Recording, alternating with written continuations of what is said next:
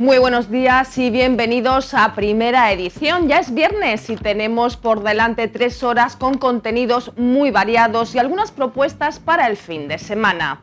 Vamos a tener la oportunidad de hablar con la escritora Clara Sánchez y de su libro Infierno en el Paraíso, que tiene de trasfondo Marbella y la situación vivida por mujeres árabes rodeadas de lujo pero privadas de derechos. También analizaremos con la coordinadora de UNICEF en Andalucía los retos a los que se enfrenta la infancia con la pandemia. Tendremos todos los detalles del proceso de preinscripción y matriculación de la Escuela Oficial de Idiomas. Y les animaremos a conocer más de cerca al Ballet Flamenco de Andalucía, que mañana cerrará el festival Todo Danza. Y también una propuesta gastronómica, disfrutar de la jornada Marisqueando que está celebrando el restaurante Los Mellizos. Y como cada viernes, toda la actualidad en nuestra tertulia. Así que acompáñennos que comenzamos con las noticias.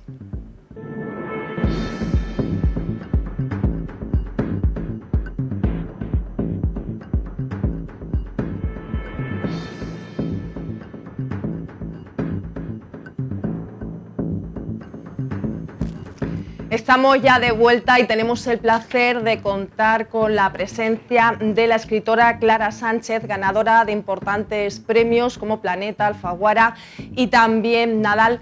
Y queremos hablar con ella de su libro Infierno en el Paraíso, que se desarrolla aquí en Marbella y que refleja pues una realidad que han vivido mujeres árabes que realmente están rodeadas de mucho lujo, pero viven en una jaula de oro privada de muchos derechos. Muy buenas, Clara.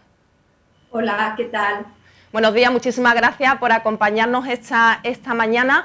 Bueno, estamos hablando de un thriller que realmente es ficción, pero que muestra una realidad, ¿verdad? Sí, muestra una realidad y sobre todo quiero decir que he querido convertir a Marbella en un espacio mítico porque me parece una ciudad, bueno, aparte de maravillosa, muy interesante y sobre todo que me parecía el lugar ideal para que se desarrollara una aventura donde pudiéramos acceder un poco a la realidad de estas mujeres, de estas princesas reales que en la vida real, en el mundo real, están huyendo, están tratando de fugarse con aventuras rocambolescas y muy peligrosas de sus maridos, sus padres, porque no soportan más la falta de libertad, la falta de derechos que, bueno, rozan lo inhumano, no poder abrir una cuenta en el banco, tener que pedir absolutamente derecho para todo, no poder mostrarse, tener que tener siempre un guardián, un varón al lado. Entonces, esta realidad tan cruda, yo creo que se ha visualizado muy bien en estas mujeres que teniéndolo todo, porque viven rodeadas del máximo lujo, prefieren perderlo, es decir, huyen de ese lujo. Estamos acostumbrados a que la gente que huye de su país huya de la pobreza, pero no estamos acostumbrados a ver gente que huye de la riqueza. Y es lo que sucede con estas mujeres en las que podemos apreciar pues ese deseo simplemente de ser como las demás. En este libro usted se centra en 2 hijas del emir de Dubái, sin embargo ha investigado más casos, ¿verdad? Es una situación que no es puntual.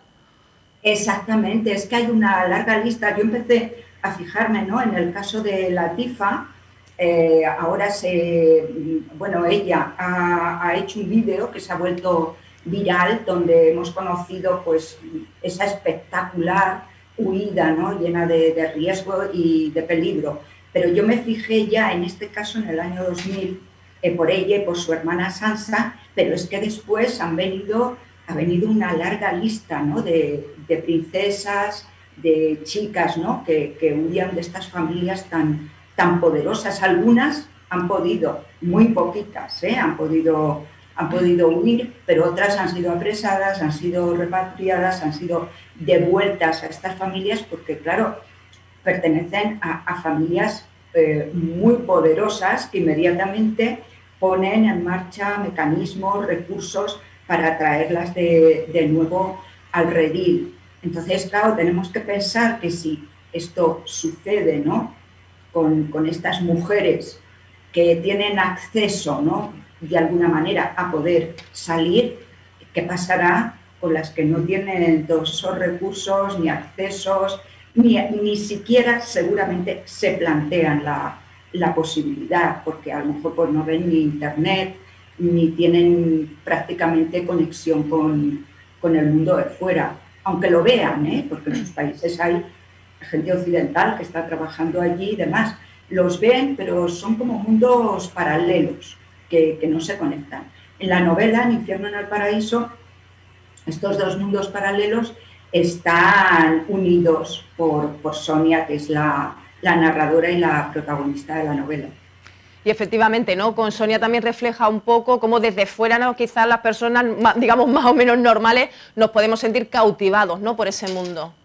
Claro, es que Sonia nos ha prestado sus ojos, unos ojos asombrados, ¿no?, de alguien que, bueno, está viendo ese mundo, pero no va a penetrar nunca en él. Ella sí que tiene esa posibilidad y ella penetra en ese mundo, y entonces, digamos que a través de su mirada, pues vamos a ir viendo todos esos oros, mármoles, alfombras, sedas, lujo, lo que quieras, pero también ese enjaulamiento, ¿no?, esa falta de libertad de una chica, de una princesa de nombre Amina, que claro, en cuanto ve a Sonia, ambas son muy parecidas, ve a Sonia y ve la posibilidad de ser Sonia. Y aquí entra en juego pues, un giro de la novela que la convierte en una novela negra, donde hay un cambio de identidad. Algo que a todos nos puede ocurrir en la vida, ¿no? A veces desearíamos, aunque sea por un segundo, desearíamos ser otro, ¿no?, a una persona a la que admiramos, a lo mejor envidiamos. Pero en el caso de Amina, ese deseo es realmente muy fuerte, porque ella quiere ser una de esas chicas que se besan en la calle con un chico, que van ligeritas de ropa, que no tienen que pedir permiso a nadie, a lo mejor para ir a una discoteca a bailar. O sea, quiere esas cosas tan sencillas que tiene Sonia, y ahí es cuando esta novela se convierte en un thriller psicológico y un thriller en que digamos que Sonia se encuentra a veces entre la vida y la muerte. Eso le quería preguntar, ¿no? Precisamente esta princesa pues valora, ¿no?, esas pequeñas cosas que para nosotros, para la juventud, pueden ser habituales, y para ella está tan lejano, ¿no?, en su vida, como decíamos, ¿no?, en una jaula de oro ahí encerrada. Claro, es que algo que para nosotros es cotidiano, por ejemplo, en la novela Sonia, que es una camarera en un hotel de lujo de Marbella, para ella eso, digamos que es cotidiano, ni siquiera lo aprecia, y tiene que pasar por toda una aventura para darse cuenta de que tiene la capacidad de decidir. O sea, ella hasta ahora no se ha dado cuenta no ha asumido su propia libertad, pero cuando piensa yo puedo decidir, se da cuenta de que es completamente diferente a Amina, porque Amina puede tenerlo todo, pero no puede decidir, están decidiendo constantemente por ella. Y a veces, bueno, pues en la vida nos tiene que pasar algo extremo, crítico, para que nos demos cuenta de nuestras propias posibilidades y de nuestras propias capacidades. Y es lo que le sucede a Sonia, que cuando comienza la novela, ella llega a Marbella como camarera y es una chica un poquito aletargada, ¿no?, que vive precariamente y digamos que no ha empezado a pensar en todas las posibilidades que la vida le puede ofrecer. Y es a partir de la encrucijada en que la sitúa Amina cuando ella empieza, digamos, a crecer un poco y a madurar. Clara, le vamos a pedir, si no le importa, que nos espere tan solo unos minutitos y seguimos hablando con usted, que tenemos que conectar en directo con el ayuntamiento. Allí están nuestros compañeros, porque la alcaldesa va a comenzar una rueda de prensa para hablar de asuntos de actualidad. Gracias.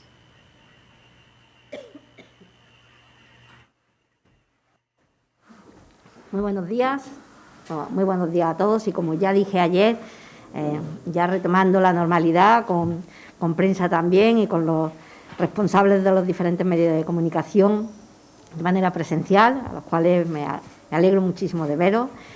Y además, bueno, pues dar como noticia algo relevante, que muchos de vosotros habéis estado a lo largo de la historia más reciente de Marbella, que ha sido la recuperación durante todos estos años de lo esquilmado pues en años anteriores, y que venimos batallando y luchando desde el año 2007, y por lo tanto cada vez que se produce una noticia positiva, y en este sentido además de recuperación de bienes para la ciudad, qué duda cabe que hay que compartirla, porque esto es un éxito no solamente del empeño que se puso por parte de todos los vecinos, sino de ese sentimiento que nació aquí en Marbella, de que lo que de aquí había salido, aquí tenía que volver.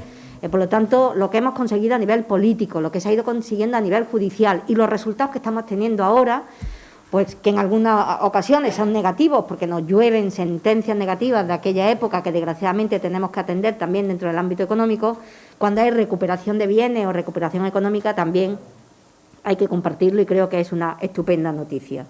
Como decía, en el ámbito judicial, saben que primero como PP, después como equipo de gobierno, nosotros siempre defendimos y nos personamos en todas y cada una de ellas. Estamos hablando de 40 sentencias firmes a favor del Ayuntamiento de Marbella, a favor de los intereses municipales, con condenas dinerarias superiores a los 334 millones de euros. Fíjense las cantidades que estamos barajando. Y como les decía, bueno, pues gracias a ese espíritu que vamos a seguir haciendo gala y que vamos a seguir manteniendo de lucha constante en lo que es nuestro, es de Marbella, pues que se sigan recuperando.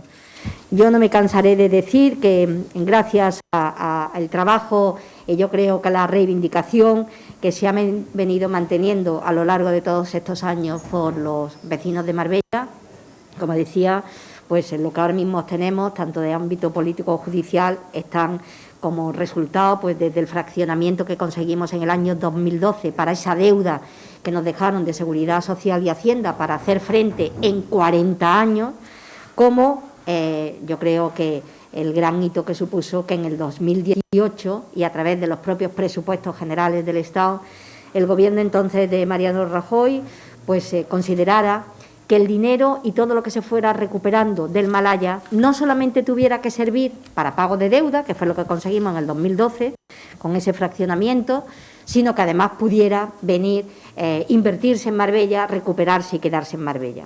Por eso, a partir del 2018, 15 millones de euros pudimos recuperarlos tanto en bienes como también en inmuebles y en cantidades económicas. Estamos hablando de que hoy el Ayuntamiento de Marbella tiene en su patrimonio municipal la finca de la Caridad, la finca Siete Corchones, el helipuerto, los edificios que están al lado del Hospital Comarcal.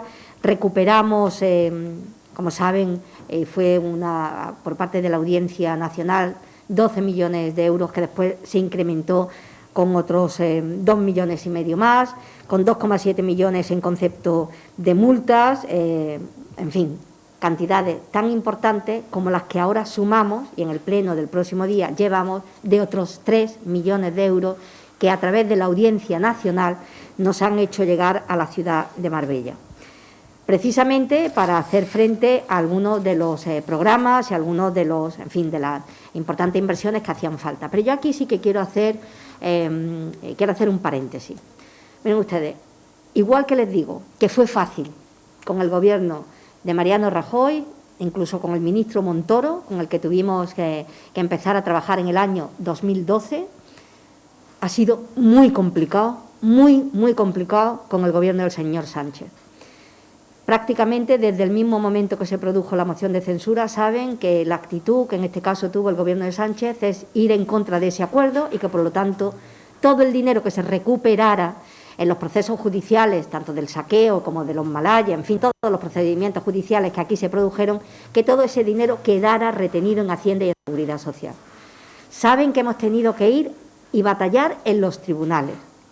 Y saben que batallar en los tribunales contra la Seguridad Social del Gobierno de España y contra Hacienda del Gobierno de España no ha sido nada sencillo.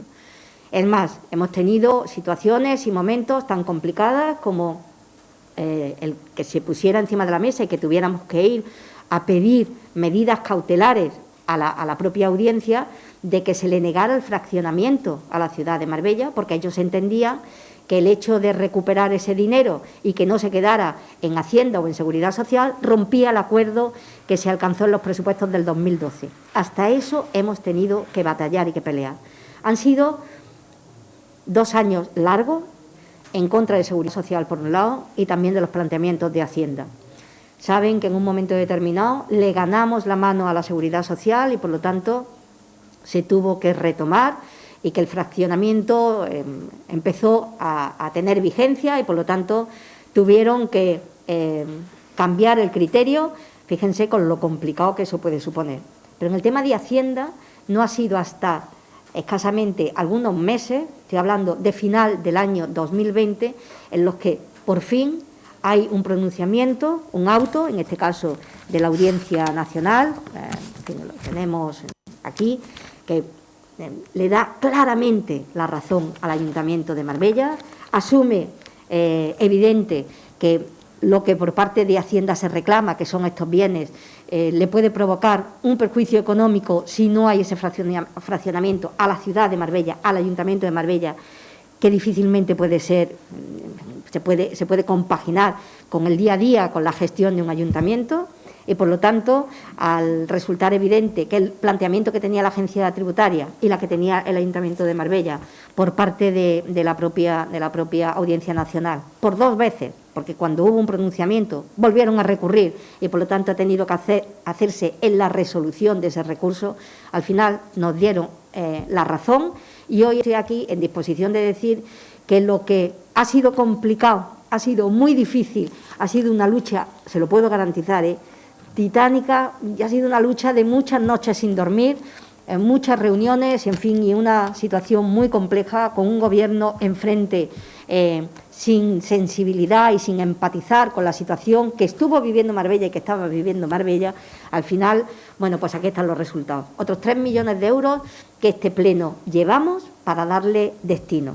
Y con esos 3 millones de euros le quiero decir que se van a aplicar a aquello que entendemos, como le decía, que puede dar mayor satisfacción a todos los vecinos de nuestro término municipal. De ahí que se incremente en 1,6 millones de euros el plan de conservación de urbanizaciones, paseo marítimo y acceso a playa. Saben que es un clamor y que además bien recibido por todos los ciudadanos el que sigamos invirtiendo y apostando por continuar nuestro paseo marítimo, por invertir en los barrios, por invertir en las urbanizaciones de todo el término municipal. Saben que precisamente por eso incrementamos esa partida presupuestaria, al igual que también se hace con el plan de conservación de colegios y con el plan de conservación de instalaciones deportivas. Se lanza también un plan de reactivación, de dinamización turística, también para el comercio y la hostelería y también como destino turístico deportivo. Entendemos que son 3 millones de euros que van a estar, bueno, pues cuando alguien de pronto dice, bueno, lo más repartido posible, pues efectivamente. Ya hicimos, como saben, el año anterior se hizo una partida presupuestaria de 2,7 millones de euros para poder destinar al plan de aparcamiento y también para el plan turístico, y en este caso queríamos fundamentalmente pues que fueran a actuaciones que tuvieran de manera transversal su incidencia en todo el término municipal. Fíjense, en estos 8 años que llevamos trabajando y que pues desde el 2012 pudimos conseguir en los presupuestos generales del Estado que el dinero de Marbella viniera a Marbella, o sea, fue un logro importantísimo. Se han recuperado casi 50 millones de euros. Aproximadamente algo más de 49 millones de euros y, por lo tanto, creo que bueno, pues es importante ponerlo encima de la mesa porque nos ha costado mucho, pero el resultado está ahí. Con parte de ese dinero, como saben, y durante varios años se tuvo que pagar la deuda heredada, la deuda fundamentalmente con Seguridad Social y Hacienda, hasta que en el 2018 pudimos ya invertir ese dinero en la ciudad, pero en total, desde el 2012, desde que pudimos conseguir el acuerdo y que se plasmara en los presupuestos generales del Estado, que ese dinero viniera a la ciudad, estamos hablando de casi 50 millones de euros. Y recuerdo que el primer auto y el espíritu que se marcó el auto de Malaya, concretamente por el juez Godino, fue precisamente ese. Se acordarán ustedes que el espíritu era que el dinero de Marbella vuelva a Marbella.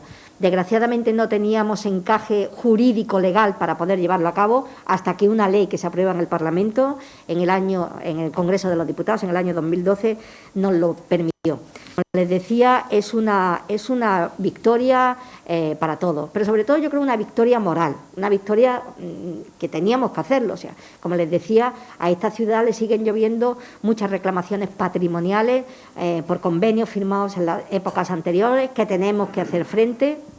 Y, por lo tanto, no podemos obviar que la ciudad se tiene que seguir capitalizando y que esos recursos no pueden ir a otro sitio que no sea aquí. Estos 3 nuevos millones de euros, ya les digo y les anuncio, seguiremos batallando y peleando, porque hay esta asesoría jurídica precisamente para eso, para seguir recuperando de diferentes encausados, en diferentes líneas y, desde luego, con el apoyo, en este caso, de los vecinos. O sea, también yo creo que con la fortaleza que te da el entender que tienes razón, pelearemos donde tengamos que pelear, contra quien tengamos que pelear, sobre todo, como les decía, ¿no? Porque al final el resultado es de justicia plena, y creo que es una estupenda noticia que vamos a tener un pleno extraordinario para dotarnos de una incorporación nueva de 3 millones y el destino que por parte del pleno se le van a dar.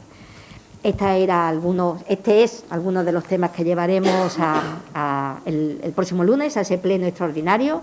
Habrá otros puntos, como la cesión definitiva de la parcela del Palacio de Justicia, o algunos reconocimientos extrajudiciales de facturas que se tienen que llevar a cabo, o algunas de las incorporaciones remanentes, pero creo que estos 3 millones de euros que se incorporan, no ya solamente por la cuantía, sino por lo que supone en la lucha que hemos tenido también con el Gobierno del señor Sánchez, que intentó impedir desde el primer momento que este dinero viniera, pues creo que es una gran satisfacción. Les puedo garantizar que a nivel personal, pero sobre todo a nivel institucional, en representación del pueblo de Marbella. Cualquier pregunta a su disposición.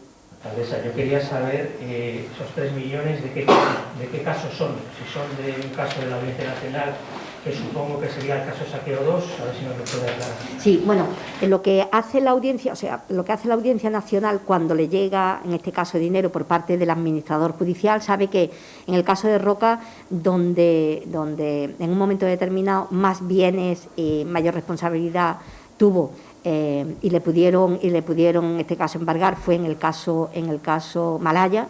Pero es verdad que el caso Saqueo 1, Saqueo 2, que es donde el Ayuntamiento de Marbella tiene mayor deuda contraída, en este caso Roca, con el Ayuntamiento de Marbella, hubo un criterio por parte de la Audiencia para que el dinero, independientemente de dónde vinieran los procedimientos, al estar en la cuenta enviada a la Audiencia Nacional, el primer beneficiario de ese dinero fuera la ciudad de Marbella. Entonces, sé que es por la venta de algunos de los inmuebles, saben que se están subastando por parte de la Administración Judicial algunos de los inmuebles, no le puedo decir exactamente cuál es, pero lo que sí les digo es que en el momento que por parte del propio juez Godino, que es el que instruye en este caso todo lo que es la Administración Judicial, le envía el dinero a la Audiencia Nacional como parte de las responsabilidades que todavía tiene asumidas la Audiencia Nacional, y desde aquí nuestro agradecimiento a la diligencia, yo creo que a las magníficas relaciones que tenemos con ellos a la hora del reenvío de dinero es inmediato, digo cuestión de semanas. Al mediodía, en el informativo, tendremos todos los detalles de esta buena noticia, que la ciudad recupera 3 millones de euros de causas judiciales. Y vamos a intentar, no sé si tenemos al otro lado a Clara para poder seguir, efectivamente la vemos ahí, para poder seguir la charla. Muchísimas gracias por esperarnos este ratito. Nada, encantada. Estábamos comentando su libro, ¿no? Precisamente refleja esa Marbella, ¿no? Que venían, bueno, los árabes, los jeques, con muchísimo dinero, era muy esperado por la ciudad porque obviamente eran muchísimos ingresos, pero había una parte oscura en los palacios. Usted denuncia precisamente, ¿no? Que quizás hemos mirado también, cuando salían estas situaciones, hemos mirado un poco, ¿no? La sociedad hacia otro lado, ¿no? Sí, bueno, yo creo que con estos países, ¿no? Que son dictatoriales y que, bueno, tienen tal poderío económico, Occidente trata de mirar hacia otro lado. Pero sobre todo a mí me interesaba esa Marbella dorada, ¿no? De jeques y árabes, como si se colase un cuento de las 1001 noches, pues en la playa, ¿no? En un ámbito que es tan nuestro. Y claro, es que era una época en que nosotros todavía teníamos una mirada ingenua hacia la corrupción. O sea, todavía no estábamos tan enterados de los casos Malaya y de todas esas corrupciones.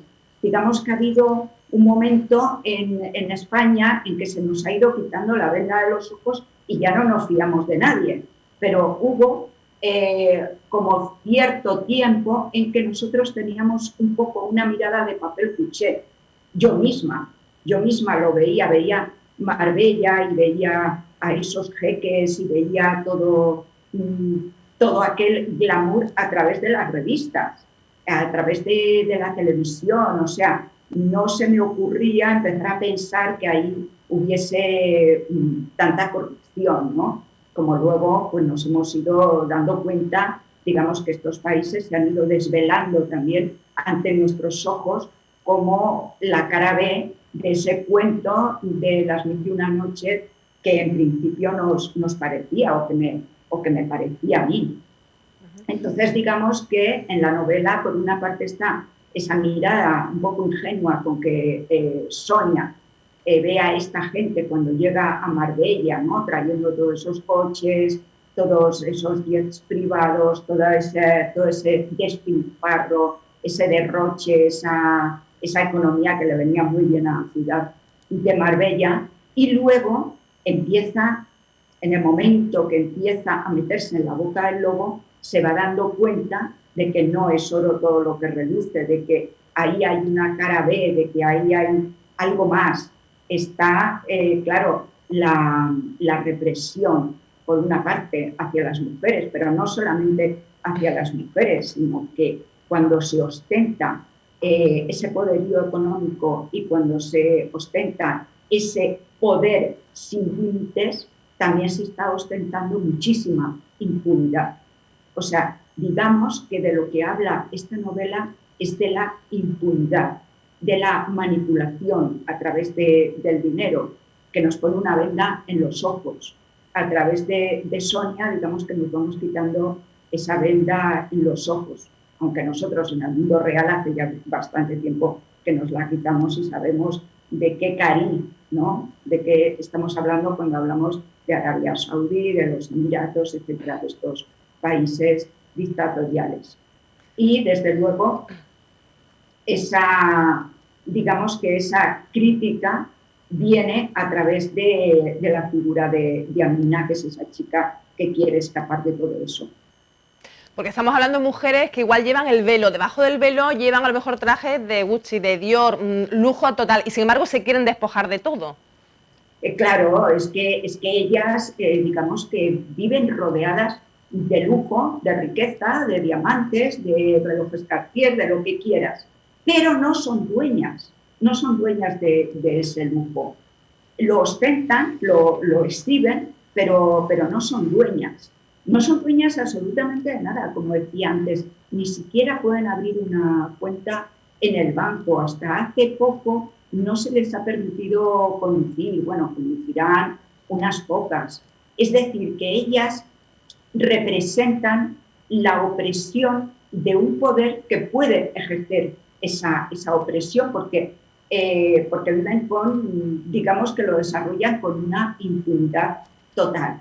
Es una novela que habla de eso, de la falta de libertad, de la impunidad, de mujeres que ya digo que representan esa falta de libertad, que digamos pueden disfrutar de todo, pero sin embargo no tienen derecho a nada. Y por eso ellas pues se arriesgan, como hemos sabido, se arriesgan pues a emprender unas aventuras de libertad muy arriesgadas en que se juegan completamente la vida.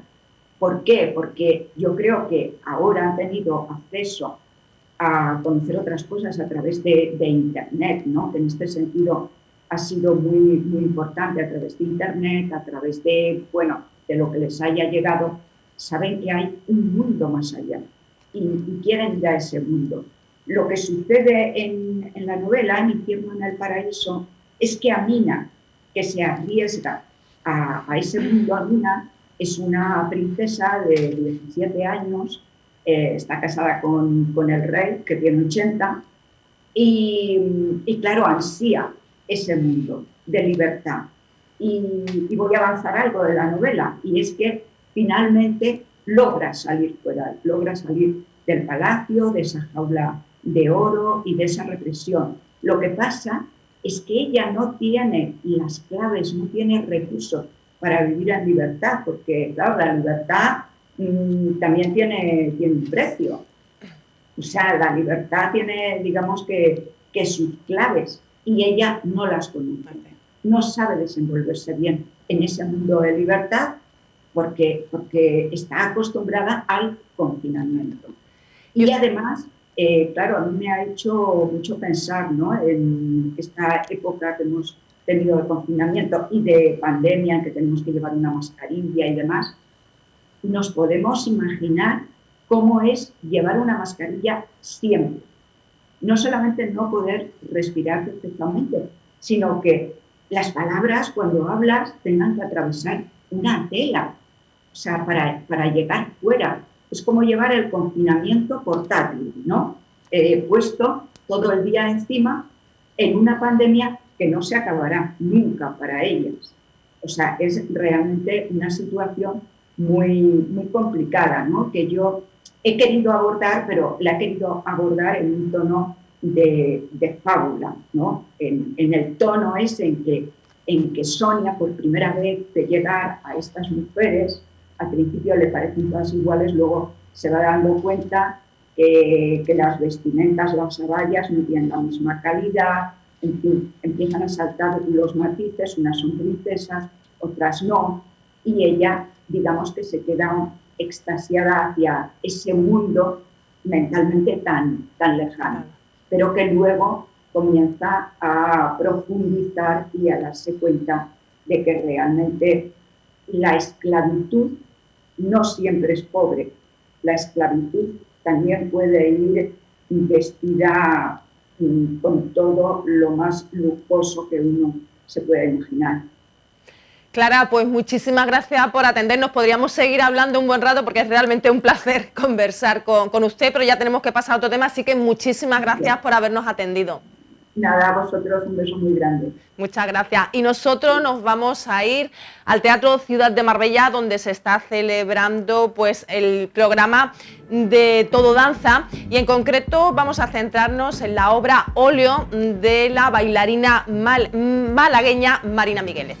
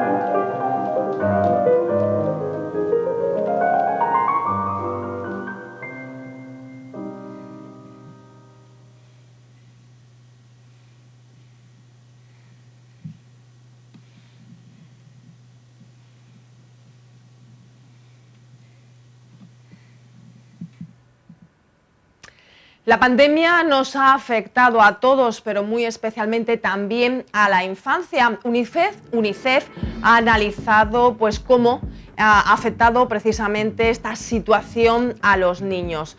Y vamos a tener con nosotros a Maribel Martínez, que es la coordinadora de UNICEF en Andalucía, para analizar esta situación, porque en los cuadernos de debate que realiza UNICEF pues han analizado, ¿no?, cómo le ha afectado a los niños. Muy buenos días. Muy buenos días. Encantada de estar con vosotros. Muchísimas gracias por atendernos. Como decíamos eso, ¿no?, la pandemia nos ha afectado a todos, pero a los niños muy especialmente. Pues sí, la verdad es que nosotros venimos ya desde principios del año pasado, ¿no?, de cuando comenzó también la pandemia, alertando de la situación en la que se encuentran los niños y niñas, sobre todo los más vulnerables, ¿no?, y cómo les afecta a ellos. Les ha afectado no solo la cuestión sanitaria, que evidentemente no es el grupo de edad que más se ha visto afectado por la cuestión sanitaria, pero sí por la cuestión económica y por la crisis que engloba. Entonces, bueno, estos cuadernos, como decías, quizás lo que invitan es a una reflexión, ¿no?, y hacen una serie de propuestas en 4 temáticas: en la educación, en el bienestar material, en la protección y en la salud. Y bueno, pues relatan un poco cómo se han visto afectados los niños y las niñas y, como te decía, sobre todo los más vulnerables. Comenta que precisamente el aspecto económico es uno de los que más les ha afectado, ¿no? Es un dato revelador que uno de cada 3 niños en España está en riesgo, ¿no?, de pobreza. Estamos en un país desarrollado y escuchar este dato, pues la verdad es que nos pone los vellos de punta, y además partíamos de una situación que también tenía sus peculiaridades. Sí, la verdad es que son unas cifras dramáticas, porque, como bien dices, nuestro país es un país desarrollado que se encuentra entre las 20 economías más importantes del mundo. Entonces, que haya pues más de 2 millones de niños y niñas en nuestro país que estén en riesgo de pobreza o exclusión social, o, por ejemplo, en nuestra comunidad autónoma, ¿no?, que los datos son peores todavía, porque hay un 40,8%, o había antes de la pandemia. Quizás los datos que vamos a recibir dentro de poco van a ser todavía peores. Esto significa alrededor de 650.000 niños y niñas andaluces que están en riesgo de pobreza o exclusión. Entonces, la crisis económica que rodea a la pandemia pues ha afectado muchísimo, por supuesto, a los niños y a las niñas más vulnerables y a esas familias en las que viven estos niños, ¿no? En concreto también, pues quizás grupos marginales como pueden ser niños de diferentes etnias, niños refugiados, niños migrantes, que todavía su situación se ve empeorada. Las desigualdades entonces se han agravado, ¿y cuáles son las propuestas que realizáis en este sentido? Bueno, las propuestas vienen encaminadas sobre todo a mejorar las políticas estructurales relacionadas con las familias, ¿no? Y también que haya fomentar las oportunidades laborales para estas familias donde viven los niños y las niñas. También que haya un mejor acceso a la vivienda para los jóvenes. A nivel, por ejemplo, autonómico, nosotros también pedimos que haya un ingreso que complemente al ingreso mínimo vital del Estado, que en este caso en Andalucía sí que ya se ha pensado en un ingreso que favorezca sobre todo el desarrollo de estas familias que se ven tan afectadas, ¿no? Eso en el aspecto de la carencia, ¿no?, económica, pero en otros aspectos como la educación, bueno, pues también lo que solicitamos, ¿no?, son mejoras considerables en todo lo que tiene que ver con la formación del profesorado, con el acondicionamiento de los colegios, con la brecha digital, ¿no?, que se ha visto tan manifiesta en el año pasado, ¿no?, cuando toda la educación tuvo que ser a distancia. Y bueno, medidas que aborden también estas desigualdades educativas que hemos detectado ante estas situaciones. Efectivamente, ¿no?, porque en la educación es donde hemos visto, quizás se ha puesto de manifiesto, ¿no?, las carencias que teníamos y se han agudizado con la pandemia, y ahora es necesario ponerle solución. Sí, que son carencias, bueno, como comentábamos, ¿no?, sobre la brecha digital, pero carencias también que ha habido en relación con, pues, con las cuestiones pedagógicas y tecnológicas del profesorado también, que ellos también se tuvieron que adaptar a una situación de repente de la noche al día, ¿no? Completamente diferente. Y cómo ha afectado también, nosotros además en Andalucía publicamos hace poco un pequeño informe sobre el impacto que había tenido la COVID a nivel local en los niños y las niñas. Hablamos con técnicos y técnicas de los ayuntamientos y también con los niños y las niñas. Y los niños nos hablaban, ¿no?, del cansancio digital que tenían, de que todo fuera a través de, pues eso, de los ordenadores, de las tablets, de los móviles, que la cantidad de la saturación que tenían, ¿no? Y la falta, pues, de espacios libres, de espacios para jugar, de ocio, también la falta de información que habían tenido adaptada a su lenguaje. Entonces, bueno, muchas veces no solo es una cuestión tecnológica, es decir, de que haya una mayor dotación, evidentemente, de dispositivos, pues se produce otra vez la necesidad de que haya una enseñanza a distancia, pero también una formación sobre el uso de estos dispositivos, porque lo que nos encontrábamos a veces eran familias que a lo mejor sí tenían un móvil o un ordenador, pero no sabían cómo utilizarlo y cómo acompañar a sus hijos en todo lo que eran las tareas que se les encomendaban. También habéis analizado, os habéis centrado en lo que es la salud de los niños. La salud mental obviamente les afecta igual que a todos, ¿no?, el estar confinados, pero la salud física, voy a leer el dato porque la verdad es que me parece revelador, ¿no?, que el 34,9% de los niños de 8 a 16 años tienen obesidad o sobrepeso y este porcentaje se eleva al 40,6% en el tramo de edad de 6 a 9 años. Son muy elevados los datos, ¿no? Sí.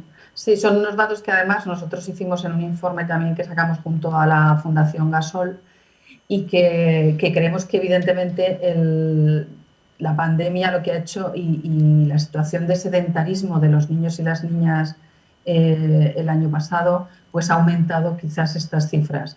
También el que muchos niños y niñas no pudieran acceder a los comedores escolares, que es donde ellos pues tienen accesible una comida sana, también pues puede haber empeorado, como decíamos, estas cifras.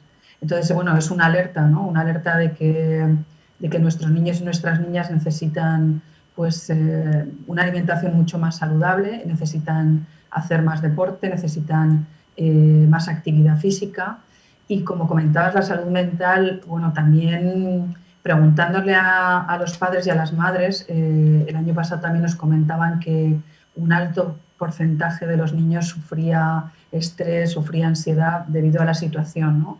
Y a los que nosotros hemos preguntado en el informe que te comentaba en Andalucía, ellos mismos nos decían que aparte de ese sentimiento de estrés y de ansiedad, pues muchos de ellos mostraban miedo por el desconocimiento de la pandemia, miedo a salir a la calle incluso. Entonces son unas situaciones, nosotros lo que pedimos, que además es una petición nuestra desde hace bastante tiempo, es que se atienda la salud mental de los niños y las niñas, que haya especialistas, psiquiatras y psicólogos infantiles, sobre todo en la atención primaria, ¿no?, que es el primer acceso a la salud que tienen los niños y las niñas y las familias.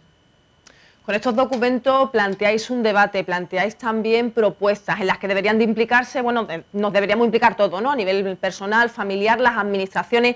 ¿Cómo llegáis a ello? ¿Encontráis respuestas realmente? Porque planteáis una serie de situaciones, de problemas que hay que afrontar. Sí, nosotros siempre trabajamos, bueno, con todos los gobiernos a nivel estatal, a nivel autonómico y a nivel local, porque creemos que la incidencia para mejorar la vida de los niños es fundamental, es el cambiar las leyes, ¿no? Por ejemplo, ahora nosotros, la ley que está en trámite en el Parlamento andaluz, la Ley de Infancia y Adolescencia, pues nosotros llevamos ya años haciendo nuestras aportaciones para mejorar todo lo que tenga que ver con eso, con la protección, con la prevención y con los derechos de los niños y las niñas. A nivel estatal está a punto de aprobarse también la Ley de prevención, de protección de la infancia contra la violencia, que es muy importante, ¿no?, para proteger a todos los niños y las niñas de situaciones dramáticas a las que se ven enfrentadas en diferentes entornos, ¿no? Entonces nosotros trabajamos codo a codo con las administraciones para eso, para que haya entornos protectores, entornos saludables, y luego, por supuesto, de cara a la sociedad lo hacemos a través de nuestros informes, de nuestras campañas de sensibilización, para que todo el mundo conecte con la situación de los niños y las niñas, la conozca y, como bien decías, también se responsabilice del papel que tenemos todos para defender los derechos de los niños y las niñas. ¿Y cree que afrontaremos toda esta situación, le daremos soluciones y quedará, digamos, todo este momento como un recuerdo, o quedará una huella, habrá como una generación COVID un poco marcada? Bueno, yo creo que a todos nos va a marcar bastante la situación que estamos viviendo, ¿no? Pero todavía estamos a tiempo, ¿no?, de trabajar como decíamos, en la salud mental, en la salud física y en general en la promoción de los derechos de los niños, para que esto no quede como un lastre en estas generaciones, ¿no?, que han vivido. Pues muchísimas gracias, Maribel, por atendernos. Lo hemos escuchado atentamente. Todos tenemos que tomar nota y poner nuestro granito de arena, ¿no?, para, como dice eso, que colaboremos todos y que realmente estamos todavía a tiempo de afrontarlo. Muchísimas gracias a vosotros por haceros eco de nuestras publicaciones y dar voz también a la situación de los niños y las niñas. Muchísimas gracias. Perfecto, muchísimas gracias. Nosotros nos marchamos unos minutitos a publicidad, pero volvemos.